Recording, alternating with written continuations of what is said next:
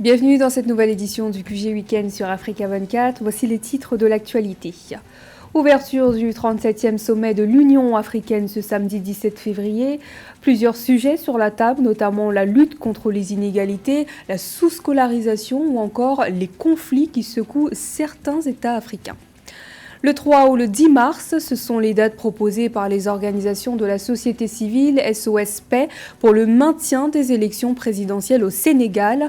Maintenir le scrutin avant la fin du mandat du président, c'est le souhait exprimé par ces organisations. Et au Cameroun, nous reviendrons sur la campagne de vaccination contre le paludisme qui a démarré le 22 janvier. Plus de 300 000 doses du vaccin antipaludique RTSS sont mobilisées.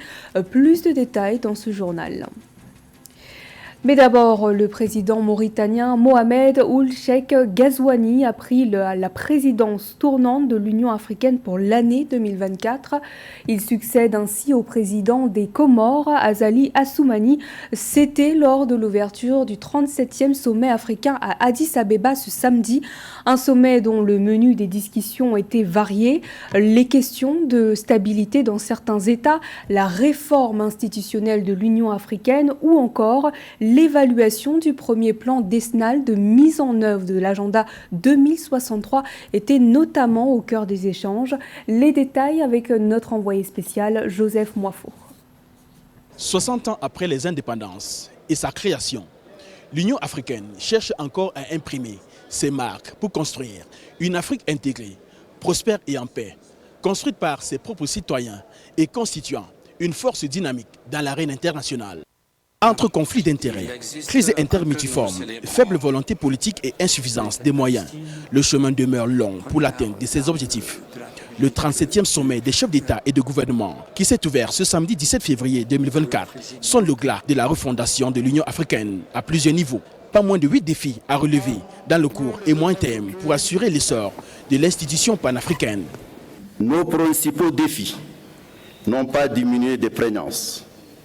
La paix, l'instabilité politique et institutionnelle, les changements climatiques, les déficits en matière de gouvernance économique, l'intégration, la pauvreté, la marginalisation des femmes et des jeunes dans les processus de développement et de leadership dans nos systèmes politiques et sociaux demeurent nos principales sources de préoccupation. Sur le plan éducatif, l'Afrique n'arrive pas jusqu'à là à former une ressource humaine à même de contribuer efficacement à son développement. Selon les données officielles, plus de 700 000 personnes, jeunes et adultes, n'ont pas accès à l'éducation sur le continent.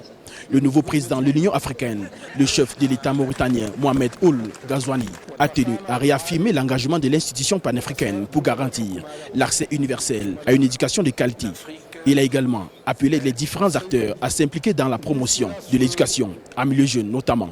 En tant que gouvernement et organisation de la société civile et en tant que différents acteurs, nous devons déployer, redoubler d'efforts pour mobiliser les ressources humaines, techniques et financières pour assurer une révolution de nos systèmes éducatifs. L'objectif consiste à promouvoir nos filles et nos garçons sur un pied d'égalité en donnant les mêmes opportunités d'avoir les compétences nécessaires sur une base continue. Il s'agit de libérer les potentialités des femmes africaines et de leur permettre de participer aux postes de responsabilité et au développement. Sur la table des leaders africains figurent entre autres des dossiers relatifs aux questions de stabilité dans certains États, mais aussi sur la réforme institutionnelle de l'Union africaine, l'évaluation du premier plan décennal de mise en œuvre de l'agenda 2063, l'adoption et le lancement du deuxième plan décennal de mise en œuvre de l'agenda 2063, la transition énergétique, la mise en œuvre de la zone de libre-échange continentale, la lutte contre le changement climatique et les modalités de participation et les priorités de l'Union africaine au sein du G20 sont également au cœur des échanges de ce sommet des chefs d'État et de gouvernement. Et justement, l'un des sujets préoccupants, les leaders africains, la crise notamment au niveau de la CEDEAO, c'était l'objet de la visite du président togolais Faure Gnassingbé auprès de son homologue ivoirien Alassane Ouattara le 15 février. Cette rencontre a été l'occasion d'appeler au dialogue et à la concertation pour résoudre les crises multiformes qui secouent actuellement l'Afrique de l'Ouest. Les détails avec Philomène Tine. Les présidents togolais et ivoiriens Faure Gnassingbé et Alassane Ouattara envisagent de réévaluer les stratégies de gestion et de résolution des crises au sein de la région ouest africaine en privilégiant le dialogue et la concertation. À cet effet, les deux chefs d'État se sont entretenus le 15 février 2024 sur divers sujets d'intérêt commun tels que la décision de certains pays de quitter la communauté économique des États de l'Afrique de l'Ouest CEDEAO, la situation sociopolitique, sécuritaire et humanitaire au sein de l'organe régional et de l'Union économique et monétaire de l'Afrique de l'Ouest UEMOA. Ceci lors d'une visite d'amitié et de travail du président togolais en Côte d'Ivoire. Il y a les sommets, mais entre les sommets, il est important que nous puissions avoir de tels échanges pour nous tenir au courant de l'évolution des choses, pour que les problèmes ne soient pas comme gelés entre deux sommets, mais que nous continuons de nous préoccuper, nous continuons de rechercher inlassablement la solution.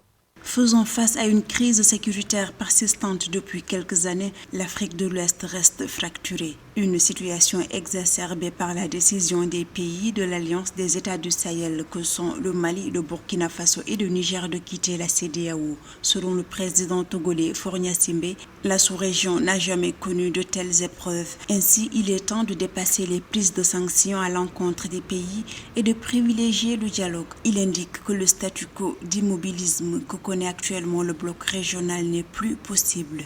Nous avons bon espoir que nous finirons par trouver une solution à la satisfaction de tout le monde. Il ne s'agit pas de dire que telle partie a raison, l'autre partie a tort.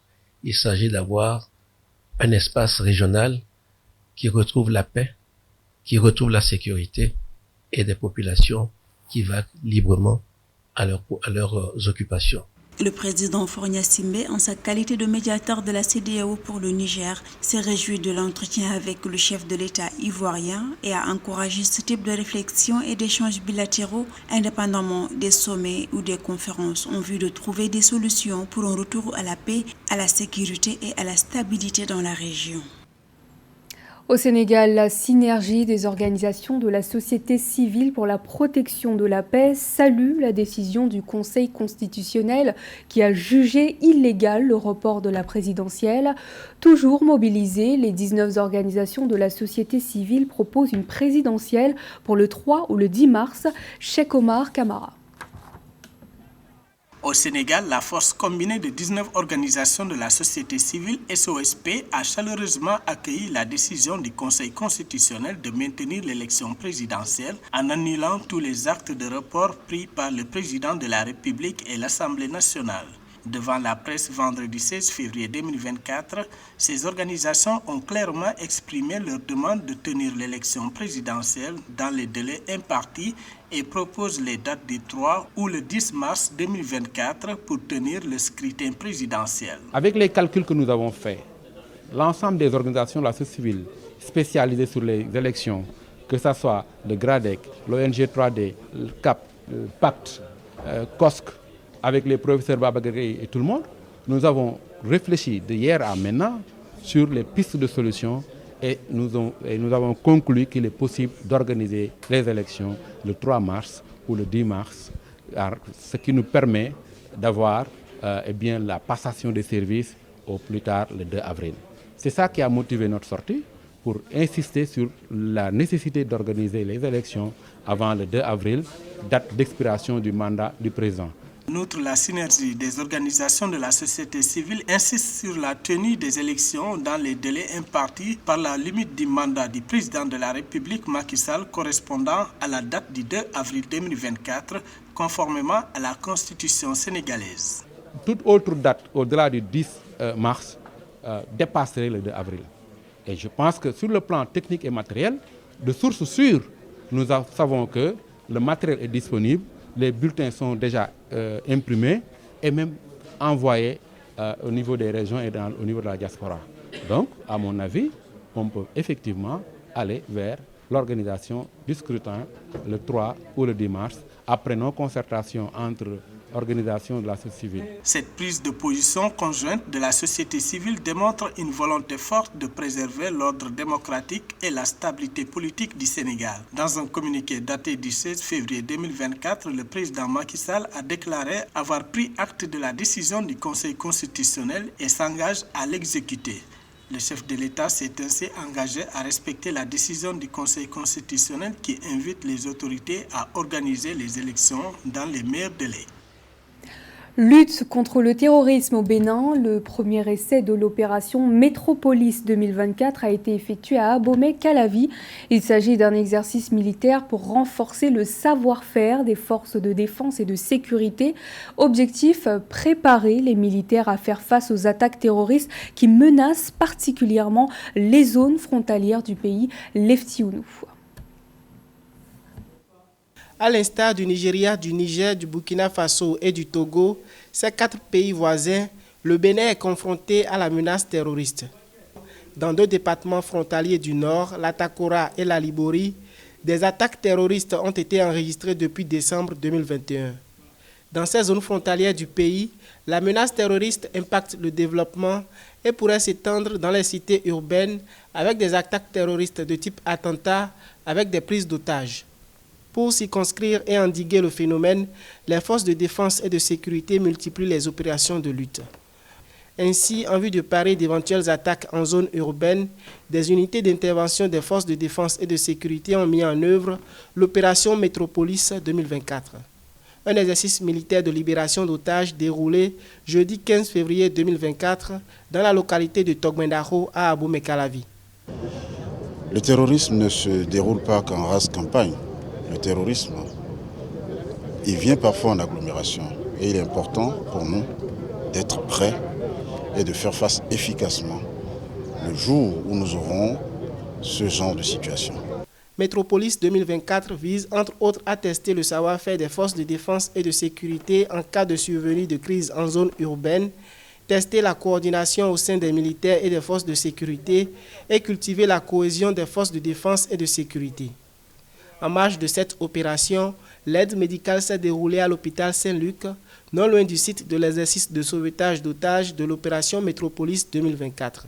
Les actions médicales gratuites ont pour but de ramener la population à l'armée, parce que la population souvent a une fausse perception de l'armée. L'armée est d'abord là pour assurer la sécurité et la quiétude de chaque individu et des collectivités. C'est un exercice, nous pensons qu'il doit se répéter et de façon régulière pour que nos forces soient bien entraînées et bien aguerries. A noter que la manœuvre Métropolis 2024 a été mise en œuvre par le chef d'état-major général de l'armée et a mobilisé un groupement de 831 participants du personnel des armées et de la police républicaine avec 82 moyens majeurs déployés. À long terme, Métropolis 2024 permettra la mise en place d'un mécanisme fonctionnel qui puisse permettre d'intervenir sur tout type de menaces terroristes dans les grandes agglomérations urbaines. 331 200, c'est le nombre de doses de vaccins anti-paludiques reçues par le Cameroun. La campagne de vaccination à grande échelle contre le paludisme a démarré le 22 janvier dernier. Comment les populations accueillent-elles ce vaccin? Réponse avec Séverin Douk. Le Cameroun a reçu 331 200 doses de vaccins antipaludiques RTSS le 21 novembre 2023 et a lancé la campagne de vaccination le 21 janvier 2024. Des médicaments dits plus efficaces destinés aux enfants de moins d'1 an et dont l'objectif est de réduire les décès actuellement estimés à plus de 6 000 par an et représentant 14 à 17% des décès enregistrés dans les établissements de santé au Cameroun selon le programme national de lutte contre le paludisme. Avec une fiabilité estimée à 30%, le vaccin reçoit un accueil mitigé des populations. Si certains l'acceptent de cœur joie, d'autres se montrent très réticents, plongés dans une certaine psychose. J'ai dit que si c'est pour la santé de l'enfant, je ne sais pas pourquoi refuser. Oui, sans aucune crainte, j'ai fait vacciner mon enfant. Les choses, quand ça arrive ici, c'est à périmé. On n'a plus su de vaccin. C'est normal que les gens prennent un peu peur contre les vaccins. Pourquoi? Parce qu'on sait derrière ces vaccins-là, ce qu'ils peuvent nous apporter d'autres maladies. Si l'inoculation du vaccin devrait permettre de réduire substantiellement la prévalence au paludisme chez les nourrissons et chez les populations en général sur le long terme, il est impératif de continuer de mener des actions de sensibilisation sur la destruction des gîtes lavaires, des moustiques et à l'utilisation de la moustiquaire imprégnée qui jusqu'ici est l'un des moyens les plus efficaces de prévention contre la maladie. Le rapport annuel 2022 du Programme national de lutte contre le paludisme fait état de ce que 32% de personnes ne dorment pas sous moustiquaire et seuls 8 sur 10 régions du Cameroun ont bénéficié de la mise à disposition gratuite de moustiquaires à ce jour. À la suite de cette situation vraiment alarmante, les membres de CSOMI mènent un fort plaidoyer depuis des mois pour que les autorités gouvernementales et toutes les parties concernées puissent vraiment accélérer les actions qui doivent être mises en œuvre pour que les populations puissent effectivement bénéficier de ces 1000 dents. Le Cameroun figure parmi les 11 pays les plus touchés par le paludisme. Selon les données de l'OMS, le paludisme a fait environ 13 839 morts dans le pays rien qu'en 2021. Des chiffres qui démontrent que le paludisme demeure un réel problème de santé publique. Et côté sport, retour sur la finale du championnat d'Afrique de badminton qui s'est disputée au Caire le 15 février. Une finale qui a opposé l'Algérie au Nigeria. Avec un score de 3-2 pour l'Algérie, le pays remporte son 4e titre et maintient ainsi son sacre de champion d'Afrique dans cette discipline. Joël Ballot. À l'issue d'une finale très disputée le 15 février 2024, l'équipe algérienne de badminton senior messieurs a conservé son titre africain en battant le Nigeria 3-7-2 lors du championnat d'Afrique de badminton en Égypte. Face au duo nigérian, le tenant du titre a dû puiser dans ses ressources après avoir été mené 1-7-2.